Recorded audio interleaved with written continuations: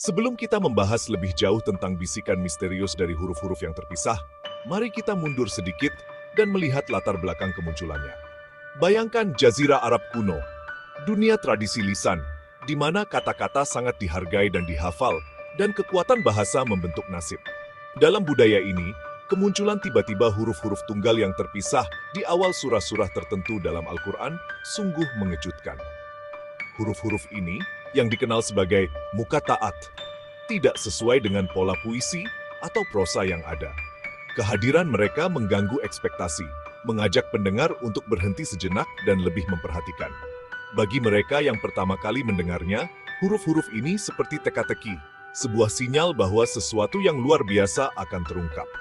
Para pendengar awal pasti memahami bahwa huruf-huruf ini tidak muncul secara acak. Dalam masyarakat yang menghargai setiap kata yang diucapkan, penempatannya disengaja, meskipun maknanya tetap tersembunyi. Selama berabad-abad, para ulama telah mengajukan berbagai teori. Ada yang berpendapat huruf-huruf ini sesuai dengan angka. Ada pula yang meyakini bahwa huruf-huruf ini adalah singkatan dari nama-nama ilahi, atau pesan-pesan tersembunyi yang hanya diketahui oleh Sang Pencipta. Namun, untuk setiap penjelasan, muncul lebih banyak pertanyaan. Huruf-huruf ini berdiri sebagai jembatan antara yang terlihat dan yang tidak terlihat, yang terucap dan yang tidak terucap, mendesak kita untuk mendengarkan lebih dari sekadar permukaan. Saat kita melangkah maju, ingatlah ini, huruf-huruf yang terpisah ini bukan hanya teka-teki bagi para ahli bahasa dan sejarawan, tetapi juga sebuah undangan bagi setiap orang untuk berhenti sejenak, merenung, dan merangkul misteri yang ada di jantung wahyu. Saat para pendengar pertama berkumpul untuk mendengarkan bacaan-bacaan luar biasa ini, keberadaan huruf-huruf yang terputus muqatta'at menjadi batas yang jelas antara yang akrab dan yang tidak dikenal. Huruf-huruf ini tidak muncul begitu saja. Mereka hadir dengan nuansa upacara menandakan dimulainya sesuatu yang mendalam. Manuskrip kuno menunjukkan bahwa para penulis sangat memperhatikan bagaimana huruf-huruf ini ditulis, terkadang menghiasinya atau memisahkannya dari teks lainnya. Penempatannya di awal beberapa bab bukanlah kebetulan, itu adalah tindakan yang disengaja, mengundang perenungan dan kekaguman. Sepanjang sejarah, para penafsir telah memperhatikan pola distribusinya. Beberapa surah memiliki kombinasi huruf yang sama, sementara yang lain berdiri sendiri dengan urutan yang unik. Pola-pola ini telah memunculkan banyak teori. Apakah huruf-huruf itu adalah kode yang menunggu untuk dipecahkan? Penanda yang menunjuk pada lapisan makna yang lebih dalam? Atau mungkin penanda auditori bagi pendengar untuk mempersiapkan hati dan pikiran mereka untuk wahyu? Yang pasti adalah bahwa keberadaan mereka tidak pernah luput dari perhatian. Huruf-huruf ini berfungsi sebagai pengingat bahwa Al-Quran diturunkan di zaman tradisi lisan, di mana suara, ritme, dan jeda sama bermaknanya dengan kata-kata itu sendiri. Dengan cara ini, muqatta'at berfungsi sebagai tabir sekaligus pintu, menyembunyikan rahasia sambil mengundang kita untuk melangkah lebih dekat, mendengarkan lebih saksama, dan mencari pemahaman di luar permukaan. Saat kita menjelajah lebih jauh, tanda-tanda misterius ini akan terus membentuk eksplorasi kita, mengingatkan kita bahwa terkadang misteri terbesar tersembunyi di depan mata. Di antara datangnya muqatta'at yang misterius dan bisikan-bisikan yang mengikutinya, ada sebuah tradisi yang sunyi, yang sering terabaikan, namun sangat penting untuk memahami makna dari huruf-huruf yang terpisah ini. Para penulis dan pembaca kuno menjadi penjaga kode tersembunyi ini, dengan cermat menjaga cara setiap huruf diucapkan, jeda yang memisahkannya, dan penghormatan saat membacanya. Manuskrip-manuskrip awal menunjukkan tanda-tanda halus dan hiasan, membimbing pembaca untuk memperlakukan huruf-huruf ini bukan sebagai tulisan biasa, tetapi sebagai ucapan suci. Beberapa tradisi bahkan meyakini bahwa muqatta'at memiliki kualitas pelindung, melindungi pesan dari bab-bab yang mereka perkenalkan. Para sarjana memperdebatkan fungsinya. Apakah mereka isyarat kepada pendengar, memberitahu mereka tentang perubahan nada, atau mungkin metode untuk menarik perhatian audiens? Selama berabad-abad, huruf-huruf ini tidak hanya menginspirasi debat teologis, tetapi juga ekspresi artistik. Para kaligrafer menuliskannya dengan sangat hati-hati, terkadang mengisolasinya dalam bingkai berhias, meningkatkan statusnya di luar sekadar teks. Penjagaan kode-kode ini meluas ke ranah transmisi lisan, di mana setiap pembaca menjadi mata rantai yang tak terputus, memastikan bahwa irama unik mukataat akan bergema lintas generasi. Dengan cara ini, huruf-huruf itu menjadi lebih dari sekadar simbol misterius. Mereka menjadi tradisi hidup, dijaga dan dihargai, mengundang setiap generasi untuk ikut serta dalam misterinya. Mendekati mukataat berarti memasuki garis keturunan para pencari. Semuanya tertarik oleh pertanyaan yang sama. Rahasia apa yang tersembunyi di dalam tanda-tanda suci ini? Di sudut-sudut sejarah yang sunyi, bisikan suara-suara kuno muncul. Ini adalah suara para cendekiawan awal, mistikus, dan penyair yang berani merenungkan tujuan dari huruf-huruf yang terputus. Mereka berkumpul di ruangan-ruangan yang remang-remang, dikelilingi manuskrip. Diskusi mereka bergema sepanjang waktu. Kita bisa membayangkan mereka menelusuri huruf-huruf itu dengan hormat, mencari makna tersembunyi di lekukan dan goresannya. Beberapa percaya huruf-huruf itu adalah teka-teki ilahi, dimaksudkan untuk membangkitkan rasa ingin tahu dan pengabdian. Yang lain melihatnya sebagai bentuk musik ilahi, di mana setiap huruf adalah nada dalam simfoni surgawi. Huruf-huruf itu dikatakan beresonansi dengan getaran alam semesta, bahasa kosmik yang dipahami oleh hati, bukan pikiran. Dalam dunia sufisme, huruf-huruf ini menjadi jalan menuju pencerahan spiritual. Para sufi akan bermeditasi padanya, membiarkan pikiran mereka melampaui dunia materi, meraih yang ilahi. Mereka mengajarkan bahwa pemahaman sejati tentang huruf-huruf ini hanya dapat dicapai melalui hati yang murni dan pikiran yang jernih, dalam keadaan penyerahan spiritual. Sementara itu, ilmu numerologi menemukan tempatnya di antara interpretasi.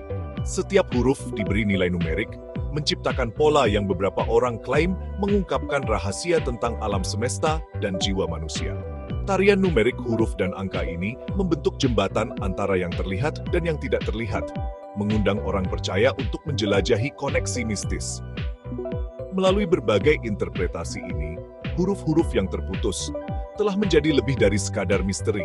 Mereka adalah bukti rasa ingin tahu manusia dan pengejaran pengetahuan yang tak ada habisnya. Mereka mengingatkan kita bahwa iman bukan hanya tentang pemahaman, tetapi juga tentang merangkul yang tidak diketahui. Di hadapan huruf-huruf ini, kita menemukan gema suara-suara kuno yang mendesak kita untuk melanjutkan pencarian kebenaran dan pencerahan. Paus 2D. Di antara gema suara-suara kuno dan bisikan huruf-huruf yang terputus, muncul lapisan makna lain. Bahasa diam yang diucapkan bukan dengan kata-kata, tetapi dengan simbol. Sepanjang sejarah, simbol telah berfungsi sebagai jembatan antara yang terlihat dan yang tidak terlihat, membawa makna yang melampaui waktu dan budaya. Huruf-huruf Al-Quran yang terputus mengundang kita untuk melihatnya, bukan hanya sebagai teka-teki linguistik, tetapi sebagai lambang visual. Setiap bentuk dan lekukan dipilih dengan cermat. Setiap huruf berdiri sebagai penunjuk jalan menuju pemahaman. Beberapa ulama mengamati bahwa bentuk-bentuk huruf ini, alif, lam, mim, dan lainnya, mencerminkan bentuk-bentuk yang ditemukan di alam dan kosmos. Alif, sebuah garis vertikal sederhana, mengingatkan pada tegaknya pohon, sumbu dunia, atau garis yang menghubungkan bumi ke langit. Lam berliku seperti sungai atau jalan, menunjukkan gerakan dan perjalanan. Mim, dengan lingkaran tertutupnya mengisyaratkan siklus dan kelengkapan. Dengan cara ini, huruf-huruf menjadi lebih dari sekadar suara. Mereka adalah meditasi visual, mengundang pembaca untuk merenungkan kesatuan dan keragaman ciptaan itu sendiri. Seniman dan kaligrafer telah selama berabad-abad menjelajahi misteri estetika huruf-huruf ini. Melalui kaligrafi yang rumit, mereka mengubah huruf-huruf yang terputus menjadi karya seni, menekankan keindahannya dan mengangkatnya melampaui sekadar tulisan. Dalam ekspresi visual ini, huruf-huruf menjadi bentuk pengabdian, doa diam yang diwujudkan dalam tinta dan garis. Bahasa diam ini mengingatkan kita bahwa makna tidak selalu ditemukan dalam penjelasan. Terkadang, itu terasa dalam kehadiran yang misterius, dalam bentuk-bentuk yang tetap ada di benak kita, jauh setelah kata-kata memudar. Huruf-huruf yang terputus berdiri sebagai penjaga diam di ambang wahyu, mengundang kita untuk berhenti, melihat lebih dalam, dan menemukan makna di antara ruang suara dan keheningan. Di antara bahasa simbol yang sunyi dan bisikan huruf-huruf yang terpisah, ada lapisan lain, sebuah permadani pola tersembunyi yang menunggu untuk diungkap. Para cendekiawan dan pencari ilmu sama-sama menyadari bahwa susunan huruf-huruf misterius ini jauh dari sembarangan. Ketika dipetakan di seluruh Al-Quran, kemunculannya menciptakan pola geometris, garis, persimpangan, dan bahkan spiral, gema halus dari tatanan alam yang ditemukan di alam semesta. Beberapa peneliti berpendapat bahwa pola-pola ini mencerminkan keindahan matematis yang terjalin dalam penciptaan itu sendiri. Pengulangan dan penempatan setiap huruf mengisyaratkan simetri yang mendasari, seolah-olah teks itu tidak hanya ditulis, tetapi juga dirancang. Geometri sakral ini, yang hanya terlihat oleh mereka yang mencarinya, mungkin berfungsi sebagai pengingat visual akan kesatuan dan keseimbangan, tema-tema yang bergema di seluruh Al-Quran. Dalam seni desain Islam, pola serupa muncul teselasi, ledakan bintang, dan arabesk yang rumit, masing-masing melambangkan keabadian dan keterkaitan segala sesuatu. Huruf-huruf yang terpisah, berdiri sendiri namun menjadi bagian dari keseluruhan yang lebih besar, mencerminkan filosofi ini. Mereka mengundang kita untuk melihat melampaui permukaan, untuk mencari hubungan tersembunyi, dan untuk merenungkan kemungkinan bahwa setiap detail memiliki tujuan. Melalui lensa ini, huruf-huruf Al-Quran yang penuh teka-teki menjadi lebih dari sekadar misteri. Mereka adalah undangan untuk menjelajahi harmoni antara yang terlihat dan yang tidak terlihat, yang terdengar dan yang visual, yang diketahui dan yang tidak diketahui. Dalam geometri mereka yang sunyi, mereka menawarkan sekilas cetak bilahi, terukir dalam kitab suci dan penciptaan. Di antara bentuk-bentuk geometris yang tenang dari pola-pola suci dan bisikan-bisikan misterius dari huruf-huruf yang terpisah, muncul dimensi lain, yang terjalin dari angka-angka itu sendiri. Para ahli telah lama mengamati bahwa huruf-huruf misterius atau muqatta'at muncul kembali dengan frekuensi dan distribusi yang tidak mungkin hanya kebetulan. Ketika dipetakan, kemunculan mereka selaras dengan urutan matematis. Bilangan prima, kelipatan, dan palindrom mengisyaratkan adanya keteraturan mendasar yang terkode di dalam teks. Beberapa peneliti menggali lebih dalam, memetakan ayat-ayat dan bab-bab di mana huruf-huruf ini muncul, hanya untuk menemukan motif numerik yang berulang. Misalnya, jumlah nomor bab yang dimulai dengan huruf-huruf ini membentuk pola yang mencerminkan tradisi numerologi kuno. Dalam beberapa kasus, frekuensi huruf tertentu cocok dengan kemunculannya di ayat-ayat sekitarnya. Seolah-olah setiap huruf adalah simbol dan sandi. Resonansi matematis ini menunjukkan bahwa komposisi Al-Quran tidak hanya puitis dan spiritual, tetapi juga algoritmik. Ini mengajak kita untuk melihat teks suci sebagai pesan berlapis. Pesan yang berbicara melalui bahasa, seni, dan sekarang, melalui angka. Apakah gema-gema ini adalah sisa-sisa cetak biru ilahi atau bukti arsitektur sastra yang canggih? Jawabannya masih sulit dipahami, tetapi polanya tidak dapat disangkal. Dalam ranah di mana matematika bertemu wahyu, huruf-huruf misterius Al-Quran menjadi lebih dari sekadar teka-teki bagi orang-orang beriman. Mereka adalah jembatan, mengundang baik orang-orang beriman maupun pencari untuk menjelajahi teks suci melalui bahasa universal angka-angka. Antara matematika yang rumit dan bisikan misterius dari huruf-huruf yang terpisah, ada sebuah jalinan tersembunyi, sebuah ruang di mana bahasa dan angka bertemu. Analisis linguistik terbaru menunjukkan bahwa penempatan huruf-huruf muqatta'at tidak hanya penting secara matematis, tetapi juga strategis secara linguistik. Huruf-huruf ini seringkali sesuai dengan pola fonetik dalam bab-bab yang dimulainya, secara halus memengaruhi ritme dan lanskap suara dari ayat-ayat yang mengikutinya. Para ulama mencatat bahwa huruf-huruf terpisah tertentu sering muncul kembali di kata-kata pembuka bab-babnya, menciptakan resonansi yang dapat didengar, bukan hanya dilihat. Efek gema ini mungkin berfungsi sebagai isyarat pendengaran, menarik pendengar lebih dalam ke dalam pesan yang terungkap. Selanjutnya, ketika nilai numerik dari huruf-huruf ini, yang berasal dari sistem abjad kuno, dipertimbangkan, lapisan makna baru muncul. Total nilai kadang-kadang mencerminkan tanggal-tanggal penting, angka-angka simbolis, atau bahkan menyinggung tema-tema yang berulang dalam teks. Jalinan suara, simbol, dan angka yang rumit ini menunjukkan desain multidimensi, mengundang kita untuk mengalami Al-Quran bukan hanya sebagai tulisan suci, tetapi sebagai simfoni makna yang hidup dan bernapas. Disinilah, dalam bayang-bayang di mana angka-angka memberikan pengaruhnya pada bahasa, misteri terbesar sering kali berada, membisikkan bahwa setiap huruf, setiap suara, dan setiap angka mungkin merupakan bagian dari kode besar yang saling terhubung. Antara misteri matematika dan teka-teki bisikan dari huruf-huruf yang terputus, ada jembatan tersembunyi. Sebuah ruang di mana gema suara dan bobot makna saling terkait. Penelitian terbaru tentang pembacaan muka taat mengungkapkan bahwa huruf-huruf ini bukan sekadar simbol visual. Mereka adalah isyarat suara, membentuk suasana ayat-ayat yang mengikutinya.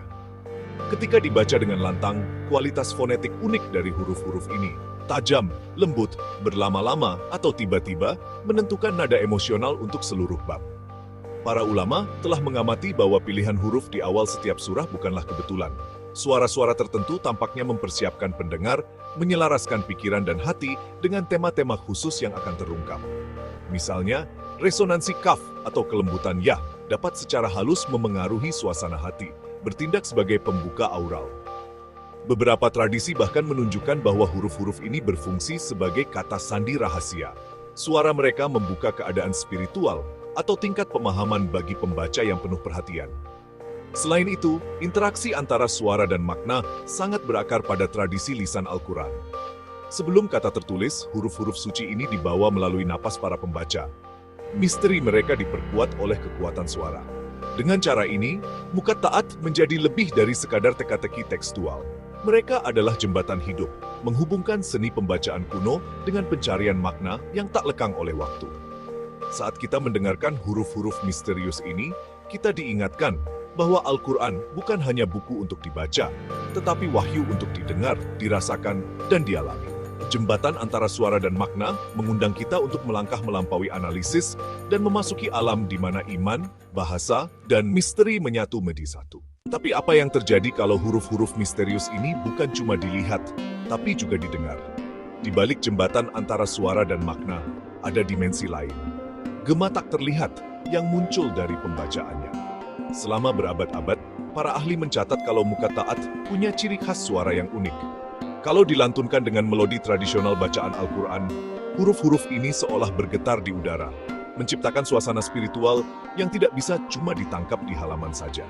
Pendengar sering merasakan perasaan penasaran, semacam getaran lembut di hati, seolah-olah udara itu sendiri ikut mendengarkan dan merespons. Beberapa tradisi percaya kalau mengucapkan huruf-huruf ini bisa membuka pintu menuju pemahaman yang tersembunyi, yang hanya bisa diakses oleh mereka yang mendekat dengan tulus dan penuh perhatian. Para pembaca sering berhenti sejenak sebelum dan sesudah huruf-huruf ini, membiarkan gema suaranya meresap, seolah menunggu jawaban dari yang tak terlihat. Peneliti modern mulai menyelidiki efek neurologis dari suara-suara ini, menemukan bahwa frekuensi dan ritme tertentu bisa menimbulkan ketenangan, fokus, atau bahkan kekaguman. Ini lebih dari sekadar tradisi puitis. Ini adalah pengalaman hidup yang diturunkan dari guru ke murid, dari generasi ke generasi. Jadi, misterinya semakin dalam. Huruf-huruf yang terpisah ini bukan cuma simbol atau suara, tapi juga pemicu yang menyulut gema batin yang menghubungkan pembaca, pendengar, dan yang ilahi. Dalam keheningan setelah pembacaannya, kita diajak untuk mendengarkan bukan hanya dengan telinga, tapi dengan hati. Muka taat mengingatkan kita bahwa beberapa kebenaran paling baik dialami, bukan dijelaskan, dirasakan dalam getaran suara suci yang tetap ada lama setelah huruf itu sendiri hilang. Di antara gema terakhir bacaan dan tatapan penasaran pertama pada halaman, ada keheningan yang hidup, ruang yang penuh dengan antisipasi. Inilah keheningan yang mengikuti huruf-huruf misterius, muka taat, yang berlama-lama di udara dan di hati. Para ulama dan pendengar sama-sama mencatat bahwa jeda ini bukanlah kekosongan, melainkan kehadiran, selang waktu di mana pikiran dan jiwa secara diam-diam terbangun.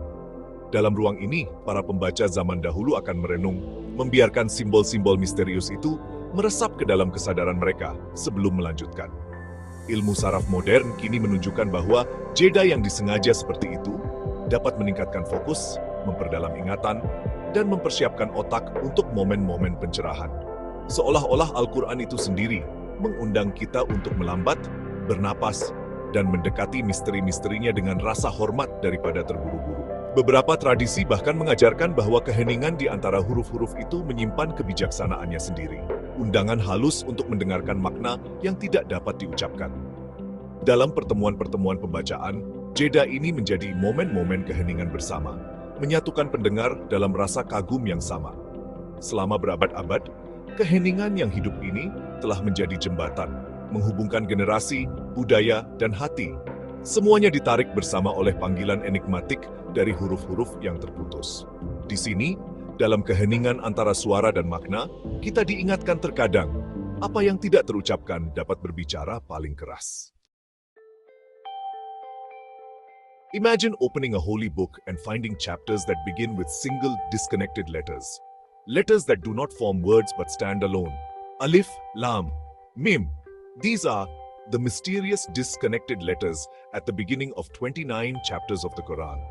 For over 1,000 years, their meaning has puzzled scholars and mystics alike. Are they abbreviations, a divine code, or simply a call for attention? Their true purpose remains unsolved, inviting readers to form a deeper connection with the text. These letters challenge our understanding of language, suggesting that meaning can exist beyond words, in pure sound and symbol. They appear at the start of foundational chapters, as if keys unlocking deeper wisdom. Think of them as the password to paradise, a pause before revelation. Even the Prophet's companions wondered about their meaning, often concluding, Allah knows best.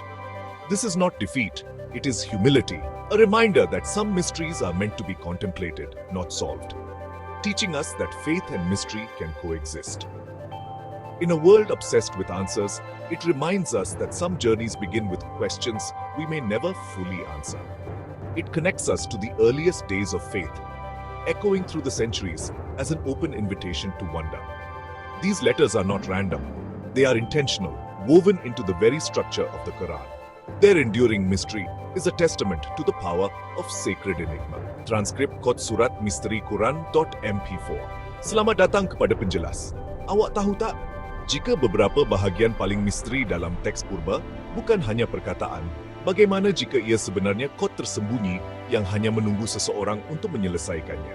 Lihat, selama berabad-abad sekarang, terdapat misteri ini. Pada awal 29 surah khusus Al-Quran, Anda boleh membaca surat-surat terputus pelik ini, dan ia telah membingungkan para ulama dan juga hampir semua orang yang membacanya untuk masa yang sangat lama. Kini, mereka mempunyai nama untuk wahyi. Dalam bahasa Arab, mereka dipanggil mukat, yang bermaksud huruf yang terputus. Anda menyebutnya apabila Anda membaca. Tetapi inilah perkaranya. Selama lebih daripada 1000 tahun, makna sebenar mereka telah menjadi salah satu teka-teki terbesar dalam semua keilmuan Islam. Jadi hari ini, kita akan menyelami yang sangat menarik dan cukup kompleks yang menyatakan huruf ini tidak kelihatan sama sekali. Sebaliknya, ia mencadangkan mereka membentuk kod struktur dan struktur yang rumit ini. Kita akan mulakan dengan teka-teki itu sendiri. Lihat corak nombor utama yang muncul, bagaimana semuanya boleh dimuatkan ke dalam sistem besar, dan akhirnya bertanya, apakah maksud keseluruhannya? Baiklah, jadi mari kita mulakan dengan teka-teki itu sendiri. Sekarang, terdapat banyak tafsiran tradisional di luar sana, bukan? Ada yang mengatakan bahawa ia adalah singkatan, yang lain bahawa ia hanya bunyi yang bertujuan untuk menarik perhatian Anda. Tetapi teori yang kita gali hari ini, ia mengambil jalan yang sama sekali berbeza. Ya, teori ini mencadangkan huruf ini lebih daripada sekadar simbolik. Ia mencadangkan kunci sebenar mereka kepada sistem matematik yang disengajakan, yang dijalinkan tepat kepada struktur teks. Okey, jadi bagaimana akan mula menguji idea seperti ini? Nah, orang yang menyokong teori ini, mereka menunjukkan sesuatu yang mereka panggil pola, iaitu perkataan Indonesia untuk corak. Dan corak ini, kata mereka, mula muncul apabila Anda melihat nombor bab di mana huruf ini muncul. Mari kita lihat contoh pertama yang mereka kemukakan. Mereka memanggilnya pola 2.7, dan ini semua tentang nombor bab 3 surah atau bab yang sangat spesifik yang kebetulan bermula dengan set huruf misteri yang sama persis. Okey, jadi begini caranya. Anda ambil bab nombor 2, 3 dan 7. Mula-mula, Anda darabkannya bersama-sama. 2, 7. Itu memberi Anda pokok 2. Tetapi, sekarang inilah bahagian yang sangat penting. Teori ini mempunyai peraturan khusus untuk mengurangkan bilangan. Dalam kes ini, digit 42 entah bagaimana digunakan untuk mencipta nombor baharu. 16 yang kemudiannya berkurangan kepada 7. Seluruh dakwaan bergantung pada idea bahawa kaedah pengurangan sangat khusus ini adalah kunci untuk membuka kunci sistem dan nombor 7 itu yang sepatutnya menjadi asas kepada keseluruhan kod ini. Hanya ingat nombor itu, kerana kami pasti akan kembali kepadanya. Sudah tentu, satu corak tidak membuat sistem, bukan? Itu mungkin hanya kebetulan. Jadi, mari kita lihat satu lagi yang mereka tunjuk dipanggil Paula 1229, yang ini menggunakan kumpulan bab yang sama sekali berbeza. Jadi, kali ini kita bab 7, 13, dan 19. Anda darabkannya bersama-sama dan Anda mendapat nombor teks terkenal 1729. Sekarang untuk corak ini, teorinya menggunakan peraturan pengurangan yang berbeza. Ia adalah jumlah digit yang mudah, jadi Anda hanya menambahnya. 1 plus 7 plus 2 plus 9 itu 19. Kemudian 1 plus 9 ialah 10. Dan akhirnya, 1 plus no root memberi Anda C. Jadi, bagi orang yang percaya kepada teori ini adalah masalah besar. Idea bahawa set bab yang sama sekali berbeza mengikut peraturan yang berbeza, tetapi masih konsisten menunjukkan satu lagi nombor utama ini.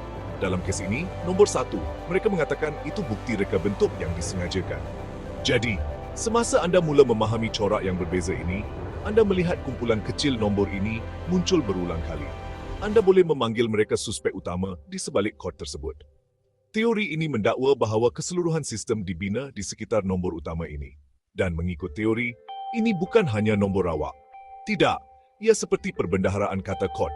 Angka 7 sepatutnya mewakili kesempurnaan. 15 ialah bilangan gabungan huruf unik yang Anda temui dalam semua bab istimewa ini. 9 bermaksud pengulangan dan 1 untuk perpaduan. Kemudian teori itu menunjukkan sesuatu yang sangat menarik. Kunci berpotensi yang kononnya tersembunyi di depan mata sepanjang masa ini dalam bab yang sama sekali berbeza. Kita bercakap tentang Sora Tututu 3. Okey, semak ini. Ideanya ialah Anda mengambil bab nombor Tututu 3 dan Anda meletakkan ayat nombor 3 betul-betul di sebelahnya. Mereka memanggil ini penggabungan. Jadi Anda mendapat nombor 733. Dan apa yang berlaku apabila Anda membuat jumlah digit pada nombor itu? 7 plus 3 plus 3 ital 13. Itulah salah satu nombor teras sistem yang baru sahaja kita bincangkan. Lihatlah, corak individu ini pastinya menarik. Tetapi dakwaan terbesar teori ini, mereka semua terkunci bersama seperti kepingan sistem teka-teki ke dalam satu kesatuan gergasi. Jadi, mari kita zoom keluar sekarang dan lihat gambaran yang lebih besar merentas ke semua 29 bab yang mempunyai huruf misteri ini. Oleh itu, apabila orang di sebalik ini menganalisis keseluruhan set 29 bab, mereka dapati nombor berskala besar ini yang juga kelihatan ditunjukkan kepada digit utama tersebut.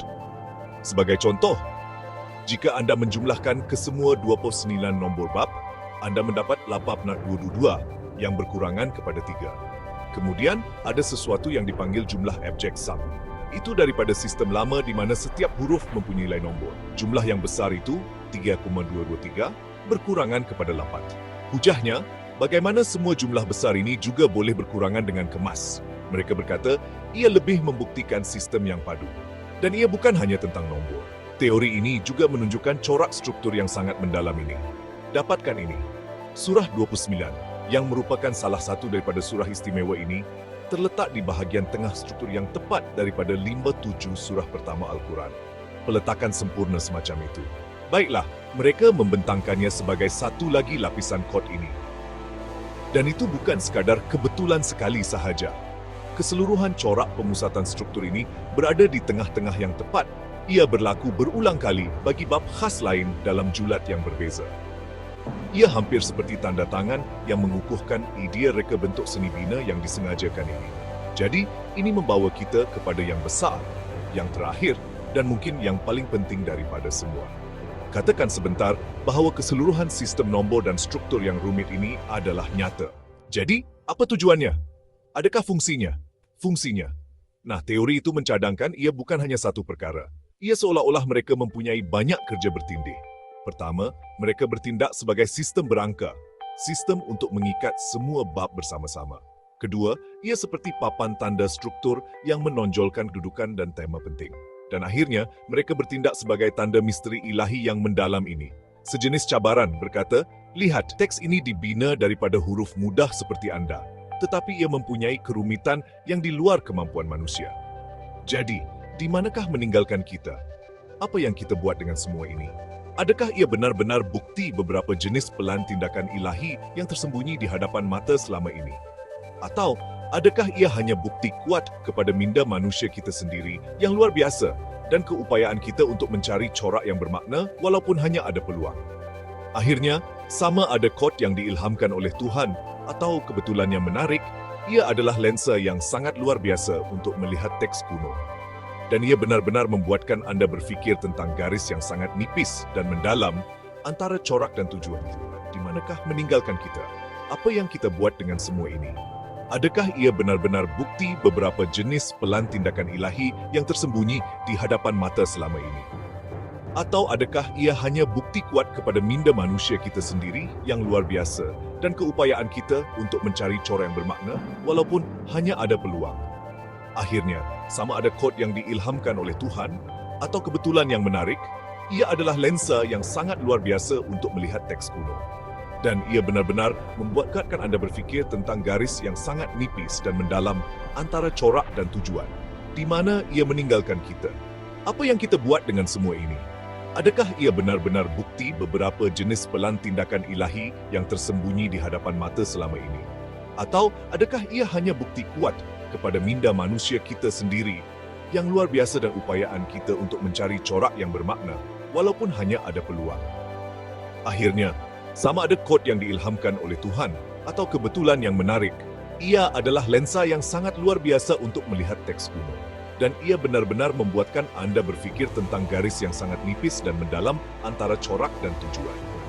Transkrip membuka kod Ancient The Quran as Mukataat and Hidden Numerical Patterns.m Fopra.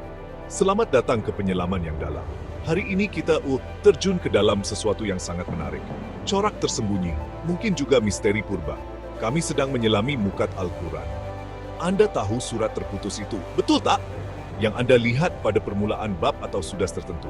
Tepat sekali, seperti Alfred atau Jansen. Mereka muncul pada permulaan 29 sudas tertentu. Dan secara jujur, mereka telah membingungkan orang selama berabad-abad. Ulama telah membahaskan dengan baik segala-galanya. Makna simbolik, kod berangka, mungkin juga seperti petunjuk struktur dalam teks. Ia adalah bidang yang besar. Dan untuk penggalian mendalam ini, kami memberi tumpuan kepada satu kajian tertentu. Ia dipanggil corak berangka mukat dalam Al-Quran. Dan kajian ini, ia benar-benar sifar pada pautan yang berpotensi melibatkan hanya beberapa nombor utama 237 dan 29. Dan bagaimana ia bersambung dengan huruf misteri ini. Oke, jadi itulah misi kita hari ini. Boleh matematik mudah, kita bercakap penambahan asas dan pendaraban sebenarnya membuka kunci sesuatu di sini. Bolehkah nombor ini menunjukkan kita kepada beberapa perkara? Kami sedang mencari detik-detik aha itu, fakta mengejutkan yang memberi Anda jalan pintas untuk memahami topik yang sangat kompleks ini. Jadi, bagaimana kajian ini menangani teka-teki lama seperti itu? Adakah kaedah mereka untuk menyambung nombor ini? Itu soalan yang sangat bagus. Metodologinya baik, ia adalah kunci. Mereka sangat sistematik mengenainya. Pertama, mereka melihat kira-kira mudah. Berapa bilangan huruf dalam setiap set tikar, permulaan yang cukup asas. Kemudian, mereka mencari nombor pseudo. Sama ada nombor yang sepadan dengan nombor utama kami secara langsung, atau nombor yang muncul apabila mereka melakukan matematik dengannya, seperti menambah atau mendarabkannya. Tepat sekali, seperti 2 plus 3 plus 7 atau 2 7. Dan mereka juga menganggap sisi simbolik.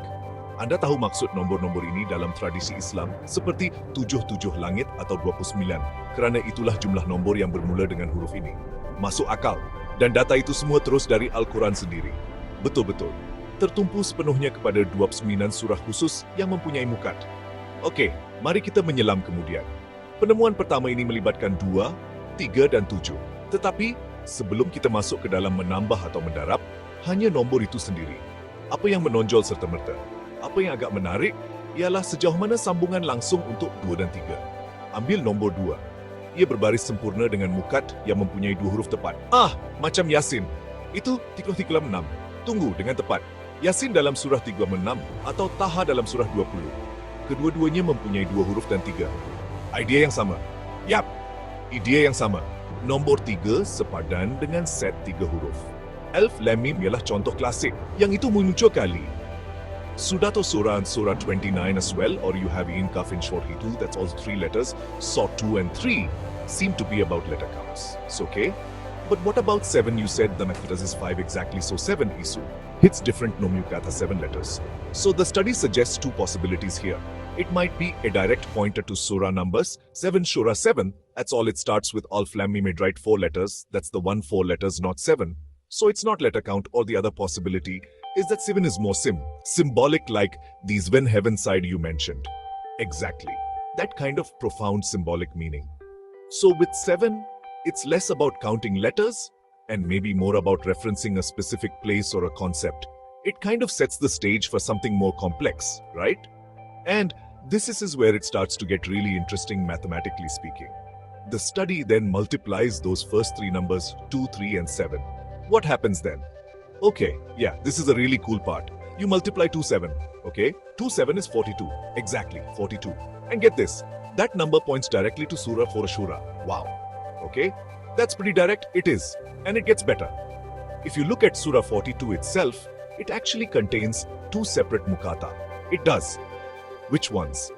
It has Hamim, which is 2 letters, okay? Matching the 2 in the multiplication.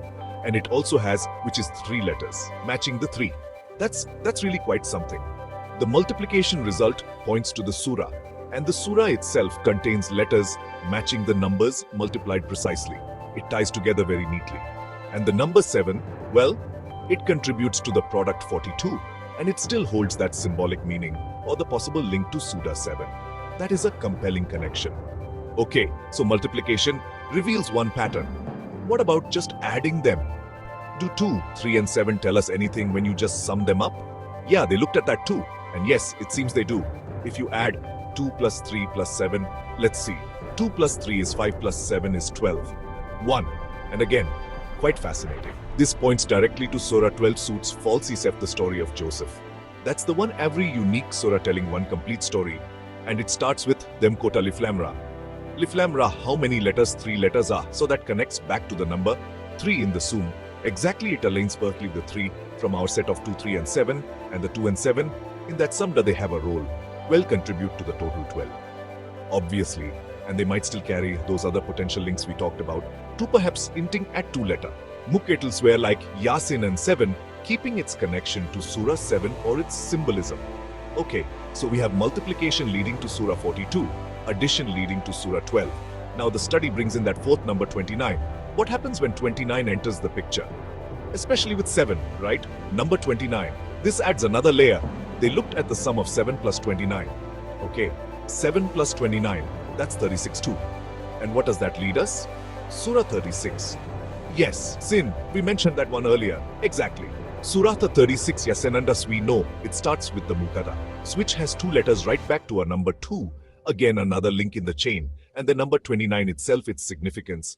Well, the most obvious significance is pretty fundamental. There are exactly 29 surahs in the Quran that start with Makara, right? That's what 29 could represent. That Tutantoid could also be a direct reference like 7 was potentially reference to Surah 729, could point to Surah 29. Surah 29 is Al-Ankabuti. Spider, does it have Mukat? It does. It starts with Alif Lam. 3 letters linking back to the number 3. Correct. So 29 is significant both as a count and potentially as a surah reference connecting to a 3-letter set. Now, there is one slightly ambiguous point the study raises around this area. Oh, what's that? It mentions this calculation 729 equals 27 by 27. Okay, 729, that's 27 squared. Does that connect somewhere? Maybe Surah 27. That's the intuitive leap, right? Surah 27 is Anom the ant, and it starts with Tusan. Tusan, 2 letters, so maybe a link to 2 possibly. But here's the interesting part. The study explicitly says that relating the 729 directly with the sum 36 from 7 plus 29 via an equation like 36 729 is incorrect in that context. So they mentioned the 72927 connection, but then sort of walleted off from the 7 plus 29 whose 36 pattern. It seems that way. They note the 27 by 27 calculation, which might suggest Surah 27, but they against forcing it into the same mathematical sequence as the 7 plus 29 sum leading to Surah 36. So it's like an interesting side note maybe, but not part of the main thread. They're tracing with addition and multiplication of 2, 3, 7 and 29. That seems to be the implication. It highlights that, not every numerical observation might fit the same pattern, or perhaps its connection needs a further investigation. It's a point that requires clarification. Okay, that's good to know. So, let's try and synthesize this, pulling all these threads together. 2, 3, 7, 29, addition, multiplication.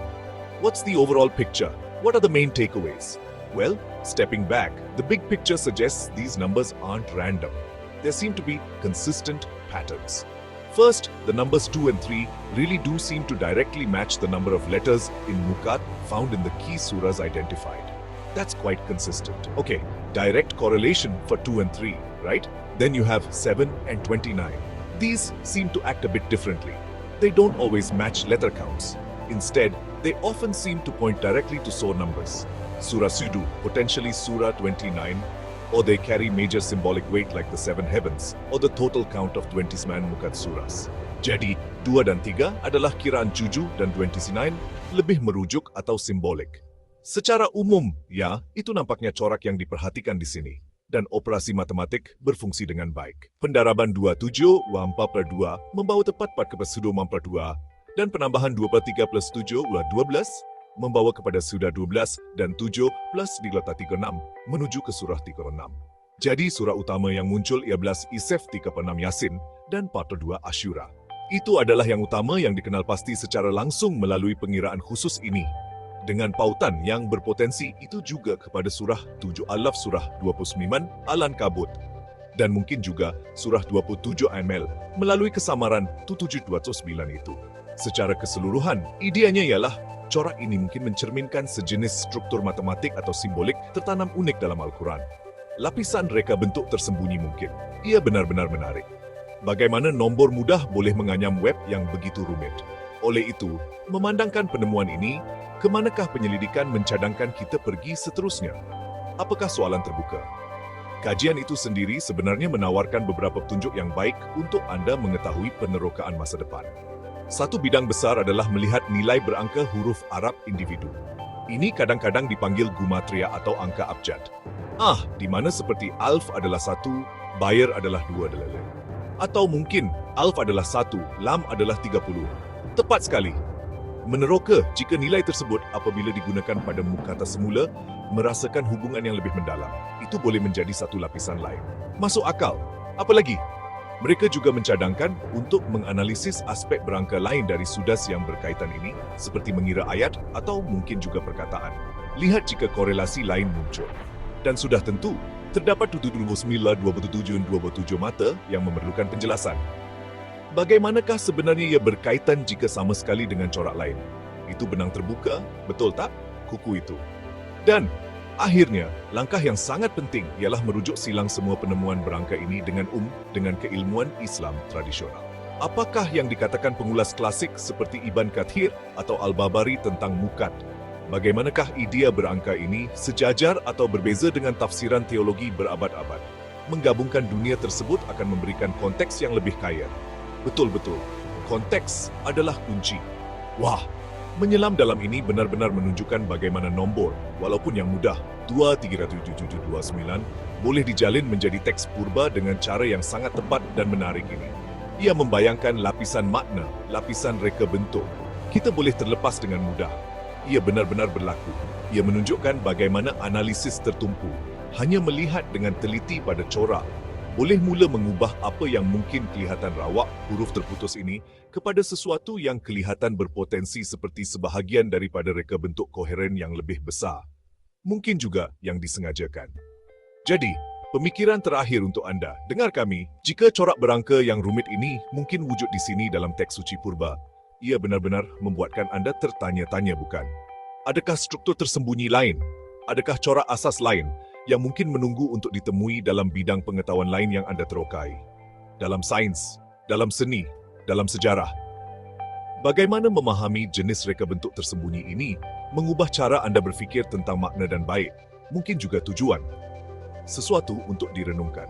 Misteri kod huruf tersembunyi Al-Quran, pengenalan Al-Quran, sebuah teks suci bagi umat Islam, mengandungi teka-teki yang menarik. 12 daripada 113 surahnya bermula dengan huruf terputus. Misteri yang dipanggil Muqatta'at, Alif Lam Mim, Yasin. Selama lebih 1400 tahun, surat-surat ini telah membingungkan para ulama. Adakah ia simbol, singkatan, atau sesuatu yang lebih mendalam? Buku kecil ini meneroka teori bahawa huruf ini adalah sebahagian daripada kod berangka dan struktur tersembunyi yang ditenun ke dalam Al-Quran, mendedahkan corak yang mencadangkan reka bentuk yang disengajakan. Apakah Muqatta'at itu? Muqatta'at adalah set 1 hingga 5 huruf Arab yang muncul pada permulaan 29 surah tertentu. Contohnya termasuk Alif Lam Mim, Surah 2, 3 Tibia. Yasin, Hamim, Hamim. Tafsiran tradisional mencadangkan ia mungkin simbolik, bertujuan untuk menarik perhatian atau singkatan.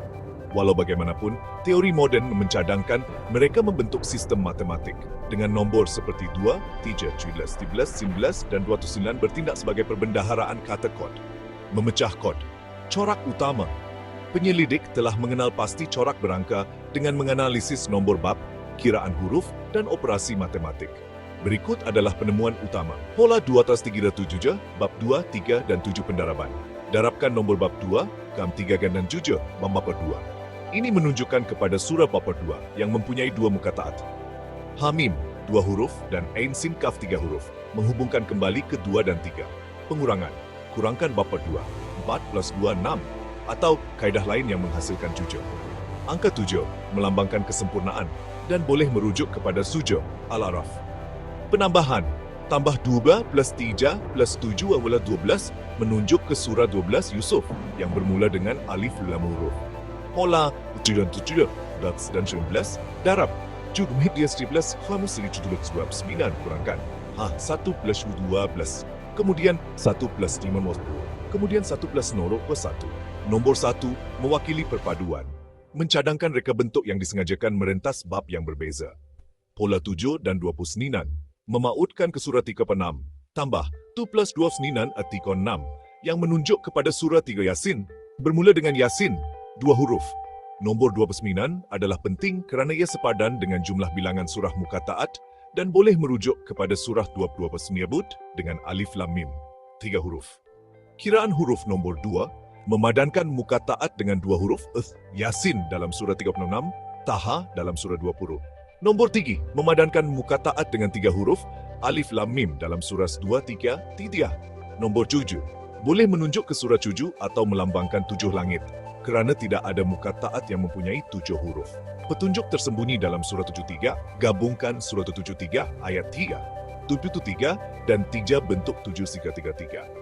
Jumlah digit 7 plus 3, 3 11, nombor kunci yang mewakili 13 gabungan muka taat unik dalam Al-Quran. Corak struktur bilangan. Bab, jumlahkan bilangan 29 surah muka taat mata 2, dikurangkan kepada 3, lap 2 plus 2 ke 12, 1 plus 2 ke 3. Abjad sum, nilai berangka huruf muka taat berjumlah 323, dikurangkan kepada 8, 32, 36. Kepusatan, surah 29 adalah tengah tepat bagi 57 surah pertama dan surah muka taat lain menunjukkan penempatan tengah yang serupa, mencadangkan struktur yang bertujuan. Tujuan kod teori ini mencadangkan muka taat mempunyai pelbagai peranan. Perpaduan berangka, corak menghubungkan 29 surah melalui nombor dan matematik yang konsisten. Penanda struktur, mereka menyerlahkan kedudukan penting seperti pusat surah 29. Misteri ilahi, kerumitan, dibina daripada huruf mudah, mencabar pemahaman manusia, membayangkan reka bentuk ketuhanan. Apa maksudnya? Adakah ini bukti rangka tindakan ketuhanan yang tersembunyi di dalam Al-Quran? Atau adakah ia bukti kepintaran manusia dalam mencari corak? Sama ada cara, muka taat menawarkan lensa yang mendalam untuk meneroka teks kuno, menimbulkan persoalan tentang makna dan tujuan. Memandang ke hadapan penyelidikan masa depan boleh menganalisis nilai berangka huruf Arab, sistem abjad, alif, lam, putih kapur. Hitung ayat atau perkataan dalam surah muka taat untuk lebih banyak corak. Jelaskan sambungan yang tidak jelas, seperti pautan 729, 27-27 ke surah 27. Bandingkan penemuan dengan keilmuan Islam tradisional untuk memperkayakan konteks. Fikiran akhir muka taat dan corak mereka mendedahkan lapisan tersembunyi dalam Al-Quran, di mana nombor mudah menenun web yang rumit. Penemuan ini mengajak kita untuk merenung, adakah rahsia lain yang terdapat dalam teks, seni, atau sains kuno? Bagaimana corak membentuk pemahaman kita tentang makna dan tujuan? Nota format, buku kecil ini ringkas dengan bahagian pendek dan titik peluru untuk kebolehbacaan sesuai untuk khalayak umum. Panjang, dipekatkan untuk menumpukan pada corak dan idea utama, mengelakkan butiran terlalu teknikal. Tiada carta, transkrip tidak mempunyai set data berangka tertentu.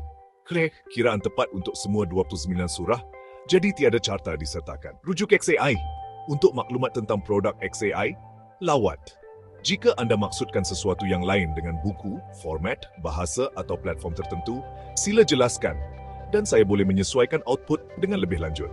Misteri kod huruf tersembunyi Al-Quran. Bab 1. Pengenalan kepada muka taat Al-Quran. Sebuah teks suci bagi umat Islam, mengandungi teka-teki yang menarik. 209 daripada 116 surahnya. Surah bermula dengan set huruf misteri yang dikenali sebagai muka taat bahasa Arab untuk huruf terputus. Contohnya termasuk Alif Lam Mim, surah 2, 3, 20 Sina, Yasin, surah ke-6, dan Hamim, surah 42. Selama lebih dari 1,400 tahun, surat-surat ini telah menarik minat para ulama, mukmin, dan pembaca. Adakah ia hanya simbol, singkatan, atau sebahagian daripada kod yang lebih mendalam? Bab ini memperkenalkan muka taat, meneroka tafsiran sejarah mereka, dan mengemukakan teori moden yang mencadangkan mereka membentuk sistem berangka dan struktur yang ditenun ke dalam fabrik Al-Quran. Subbab 1 Sata. Apa itu muka taat? Muka taat adalah set unik 1 hingga 5 huruf Arab yang muncul pada permulaan 29 surah tertentu. Tidak seperti perkataan biasa, mereka tidak membentuk makna yang koheren dalam bahasa Arab standar. Contohnya, Alif Lam Mim di huruf muncul dalam surah 2, 3 Al-Imran dan 29 Al-Ankabut. Yasin, 2 huruf membuka surah 36. Yasin. Hamim dan Ain Sin Qaf, 3 huruf kedua-duanya terdapat dalam surah 42 Asy-Syura. Surat-surat ini dibacakan sebagai sebahagian daripada Al-Quran, tetapi tidak mempunyai tujuan yang jelas, menjadikannya salah satu misteri terbesar teks itu. Ia muncul dalam 14 kombinasi berbeza, merentas 26 surah.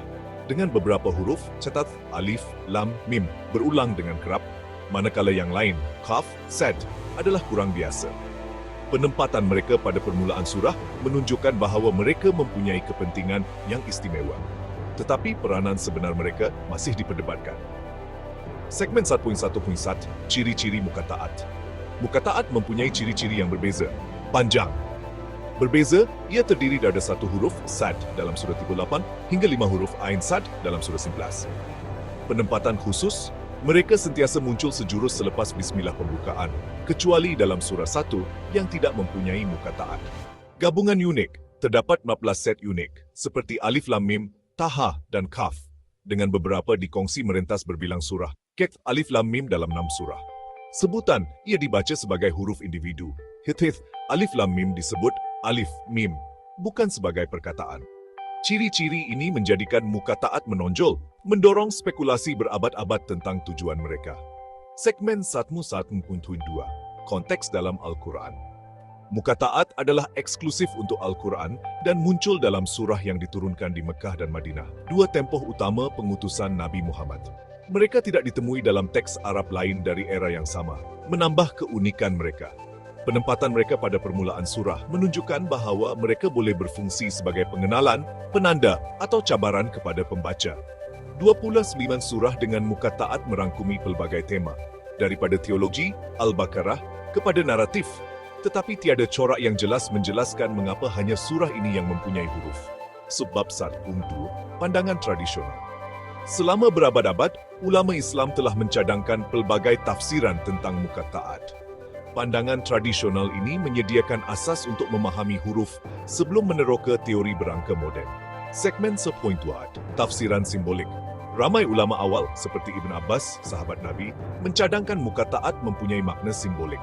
Contohnya, huruf-huruf itu mungkin mewakili sifat-sifat ketuhanan. Set, Alif untuk keesaan Allah, Mim untuk rahmat. Mereka boleh melambangkan langit 7 atau konsep kerohanian lain. Kerana angka 7 dikaitkan dengan Alif Lam Mim Sad dalam surah 7 adalah penting dalam kosmologi Islam. Ada yang melihatnya sebagai alat gaya untuk menekankan sifat keajaiban Al-Quran, mencabar manusia untuk menghasilkan teks yang serupa. Segmen 1.2, singkatan atau nama pandangan lain berpendapat bahawa muka taat adalah singkatan atau nama. Mereka mungkin bermaksud frasa seperti Alif Lam Mim, mewakili Ana Allah Alam, akulah Allah yang maha mengetahui. Sesetengah ulama mencadangkan ia adalah nama surah, seperti yang dilihat dengan Yasin, surah 36, atau Taha, surah 20. Yang lain mencadangkan ia adalah kod yang hanya diketahui oleh Nabi atau qari awal, digunakan untuk mengatur atau menghafal teks. Segmen 1.2, bunyi untuk perhatian tafsiran yang lebih mudah, ialah muka taat bertujuan untuk menarik perhatian. Sifat luar biasa mereka, huruf terputus dan bukannya berperkataan bermakna, menarik pendengar kepada bacaan, menandakan permulaan bab yang penting. Pandangan ini sejajar dengan tradisi lisan Al-Quran, di mana irama dan bunyi memainkan peranan penting. Segmen 1.2.4, Cabaran Ilahi. Al-Quran menggambarkan dirinya sebagai tidak dapat ditiru, tahadi, mencabar manusia untuk menghasilkan teks yang serupa. Quran 2:2-3. Setengah ulama, seperti Al-Tabari, berpendapat muka taat adalah sebahagian daripada cabaran ini, menunjukkan kerumitan linguistik dan struktur Al-Quran yang unik di luar kemampuan manusia. Subbab Satputih, model teori. Kod berangka satu teori moden yang diterokai dalam buku kecil ini mengambil pendekatan radikal. Muka taat tidak rawak, tetapi membentuk kod berangka dan struktur yang disengajakan. Teori ini mencadangkan huruf adalah kunci kepada sistem matematik yang tertanam dalam Al-Quran. Didedahkan melalui corak yang melibatkan nombor bab, kiraan huruf, dan operasi seperti penambahan dan pendaraban. Segmen 1.3.1, Asas Teori. Teori ini mencadangkan bahawa nombor seperti 2, 3, 17, 13, dan 29 adalah perbendaharaan kata kod. Nombor ini muncul dalam nombor bab, Seth, Suras 2, 3, 7, dan 29, mempunyai muka taat. Kiraan huruf, Yasin, 2 huruf, Alif Lam Mim, 3 huruf. Operasi matematik. Menambah atau mendarab nombor bab menghasilkan keputusan yang menunjuk kepada surah muka taat lain. Seth 2-3-7-2 menunjuk ke surah bab 2. Makna simbolik. 7 untuk kesempurnaan. 13 untuk gabungan muka taat yang unik. 19 untuk pengulangan. 1 untuk perpaduan. Segmen 1.2, Kaedah Analisis. Pengkaji menganalisis muka taat dengan membilang huruf dalam setiap set, Hamim wila 2 huruf. Meneliti nombor bab dari 29 surah. Menjalankan operasi seperti tambah 2-17, pendaraban 2-3-7-2, atau jumlah digit, sek 7-3 plus 3-3, 13. Meneroka corak struktur seperti pusat surah 29 antara 57 surah pertama. Segmen 1.3.3, Contoh awal. Satu contoh menetapkan peringkat. Suras 2, 3, dan 7 semuanya bermula dengan Alif Lam Mim.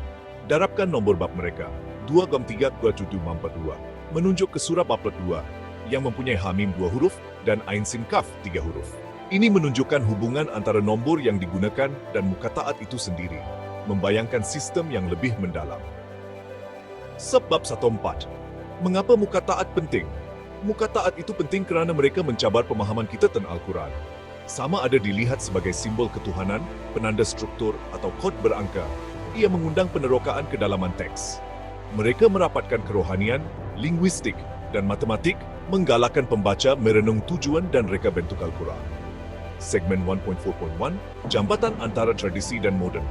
The Muka Taat connect traditional scholarship with modern analysis. Classical scholars like Ibn Kathir saw them as divine mysteries, while modern researchers use mathematics to uncover patterns. This blend enriches our appreciation of the Quran's complexity. Segmen 1.4.2, Inspirasi untuk penyelidikan.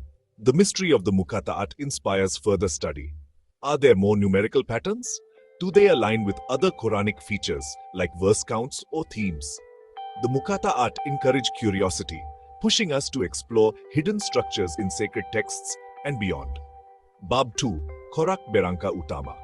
This chapter delves into the specific numerical patterns identified in the Muka Taat, building on the theory introduced in Chapter 1. Pattern 237, Chapters 2, 3, and 7 multiplication.